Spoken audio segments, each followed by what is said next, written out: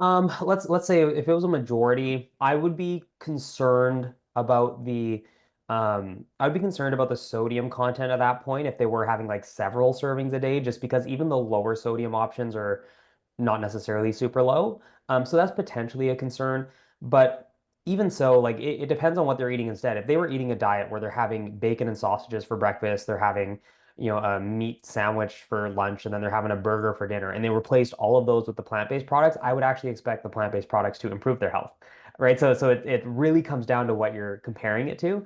But Mhm. generally speaking, would I say it's ideal to be having them, 3, 4 times a day, every day? Probably not, if for nothing else, just the sodium content. So, what do you consider in the standard diet to be the most critical dietary factors that contribute to heart disease? Um, so do you want like food or I'll give the nutrients and I'll talk about which I, foods. I'll Yeah. take anything. Okay, Go okay. for it. Go for it. What you Okay. have to say on it. Yeah, yeah. So I would say one of the biggest factors, bar none, is the saturated fat content. So, saturated fats primarily found in high-fat dairy products like butters and cream, in a lot of meats, especially the fattier cuts of meats. It can be in things like coconut oil, but that's not like super commonly consumed in the population, even though it's a bit more so maybe in the plant-based community.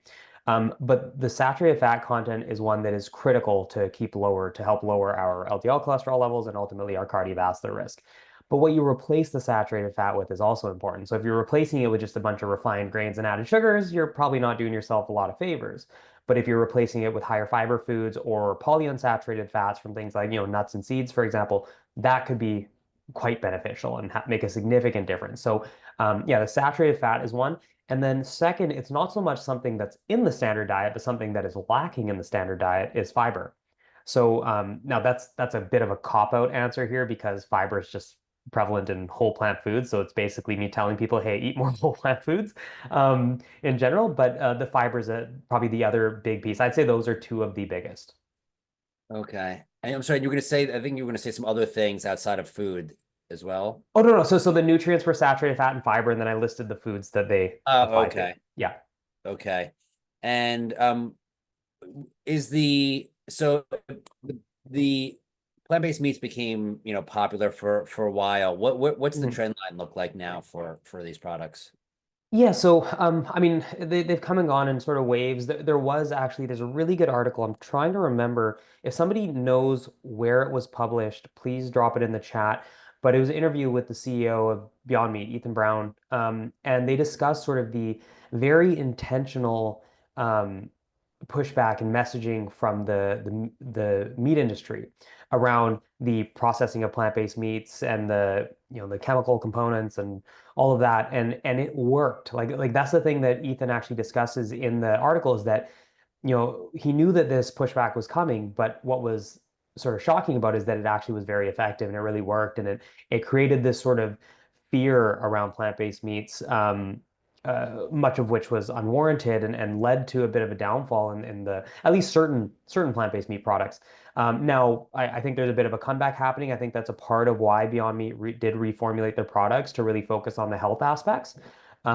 So hopefully we see a bit of a turnaround here. I know they're coming out with a documentary actually on plant-based meats, which I was fortunate enough to partake in, at least a small part.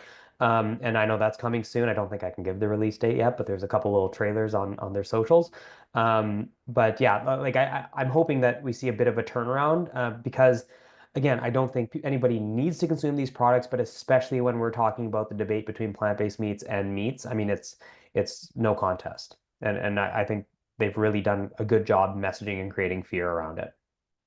And if I remember correctly, the change they made with the oil was canola to avocado. Is that, do you know why that was done? Was that because of like the how like the kind of I hate the word conspiracy, but the idea that seed oils Yeah. are really bad for you, which I believe canola oil is a seed oil. So avocado oil would seem better just regardless of the nutritional, values. So it was a combination of canola and coconut that they swapped out. Okay. So the Okay. coconut is where the saturated fat came from. And so yeah, they swapped those out for the avocado oil. And it was funny because I did chat with Ethan about this when they were interviewing me for that documentary. And and I asked, I said, just curious, did you swap out instead of just going to straight canola oil or something, did you swap it out for avocado because of the concerns? And he said, yeah, there was like pushback. I don't know if that's the whole reason why. Maybe there might have been some, something to do with textures and flavors and whatnot. I'm sure that plays a role, but a part of it was sort of the concerns over canola oil, even though I'm very much in the camp that no, I think they're absolutely fine to consume. But you have to when you're working on selling products to the masses, you kind of have to factor in the public perception, whether right or wrong. So well, let's discuss that for a moment. So seed Yeah. oils have a reputation, and what warranted or not, what is the reputation that people are saying about seed oils, and what does the literature show about their health value? Yeah, so there are, I mean, it's sort of the one thing that every diet camp seems to agree on is that seed oils are toxic, and I always argue that they're all wrong. So, um, so and I just to be clear, I want to be very clear here. I used to be in that camp. Okay, this isn't something like I came to and I'm, fighting the good fight or anything. I really staunchly believed that they were not healthy for us, and then I was convinced with the evidence. And so the common claims that are made are that one, they're inflammatory. And this is very speculative. This is because these seed oils typically are rich in linoleic acid, which is an omega-6 fat. And theoretically, that omega-6 fat could be converted into another one that called arachidonic acid, which could be inflammatory. And in theory, that's fine. But in practice, we actually have randomized controlled trials where they'll feed these oils to people, and they've never shown, at least with normal types of consumption, increases in inflammatory markers ever. There's not one trial. And so that doesn't pan out. And in fact, we don't even see an increase in that arachidonic acid, omega-6 fat in the body after consumption. So that doesn't pan out. Now, the second thing gets brought up is that um, they're heavily processed or they use hexane sometimes, which is a chemical that can be toxic to extract the oils from say, the rapeseed plant. Well, the thing is, the reason they use hexane is that it boils at a lower temperature. So all they have to do is heat the oil, like once they've extracted it, because it dissolves into hexane. Oils dissolve into hexane, whereas oils don't dissolve into water. If you pour oil in a cup of water, it separates. So they'll pass the hexane through, it'll kind of pull out all the oil, and then you heat the oil, and the hexane just evaporates away because it evaporates at a very low temperature. So you're left with basically zero. If anything, there might be very, very trace amounts left, but it's not harmful. And just to illustrate that, if you were to step out of your car at a gas station for a number of seconds, you would ingest much more hexane than you're ever getting from these oils, just in the air. So it's a very, very low exposure. And then at the end of the day, what matters most are the health outcomes. So when we look at long-term randomized controlled trials like the LA Veterans Administration Hospital study, where they actually had people living in an institution, modifying the foods that they're eating to remove saturated fat and add a bunch of these vegetable oils, we see that it lowers cardiovascular risk, improves mortality outcomes. And long-term perspective cohort studies like the recent Nurses Health and Health Professionals follow-up study with over 200,000 people found that these plant oils, even excluding olive oil, so specifically the seed oils, lower risk of mortality. Those who consume more have a lower risk of total mortality and certain types of mortality. So if there were concerns around these products, they're doing a really bad job of harming us because the data is Wait, very wait, can you repeat that? You said that the oils were actually reducing risks, like all the yes. oils, including Yeah. olive oil, were reducing Yeah, risks? yeah. So when you lump the plant oils with olive oil, they lower risk of mortality. So that's death during this 33-year period. But then they also did an analysis where they removed olive oil from that because olive oil is viewed differently often, like a lot more health conscious people would choose olive oil. So to help prevent that from biasing the results, they did another analysis with just the seed oils, and they still lowered risk of mortality. So those who consume more versus those who consume less. And that's after adjusting for like diet quality and stuff. So you're looking at people eating a pretty similar overall diet quality, and the oils still end up being beneficial.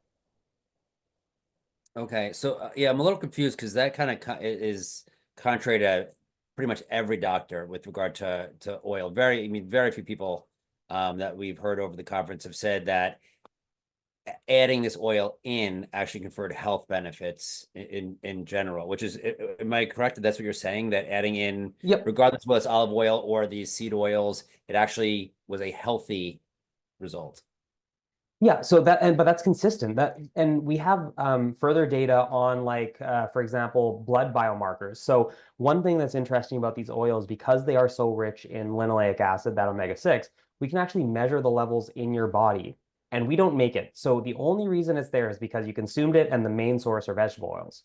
And so those with higher levels in their tissues also have lower risks of mortality. And that's not based on self-report. That's not based on, questionnaires or anything. That's literally based on measuring, hey, have you been consuming a lot of these through their blood biomarkers? And yeah, it's very consistent. And I know there's a narrative in the plant-based space, especially kind of going the other direction. But my question would be based on what evidence, like what health outcome data can someone share to suggest that they're harmful? And I have not seen anything compelling, which is why I said I used to be on that other side. But when you look at the outcomes, the actual risks of cardiovascular disease, of total mortality, of cancer mortality, it's beneficial or neutral depending on what you're comparing it to. We even have studies comparing these oils to avocados. We have studies comparing them to nuts, and the results are about the same.